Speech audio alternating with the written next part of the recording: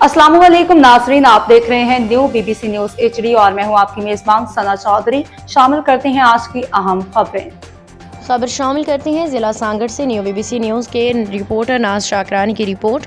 सांगड़ सिंध बरोही इत्तेहाद का बड़ा ऐलान 13 अगस्त 2025 को शहदादपुर में मार्का हक के सिलसिला में बहुत बड़ी और तारीखी जश्न आज़ादी रैली निकाली जाएगी, जिसकी क़ियादत सिंध बरोही इत्तेहाद के चेयरमैन अली हसन बरोही, कराची से फैज़ मोहम्मद बरोही समेत दीगर मरकज़ी कायदीन करेंगे।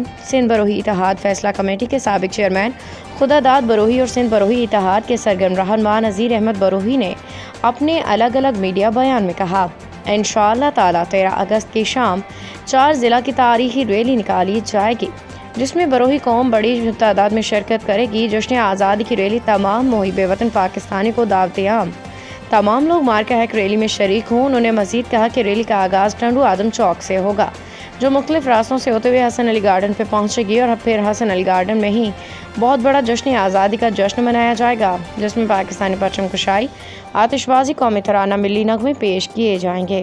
अब तक के लिए इतना ही। मज़ीद खबरों और अपडेट से बाखबर रहने के लिए देखते रहें न्यू बीबीसी न्यूज HD।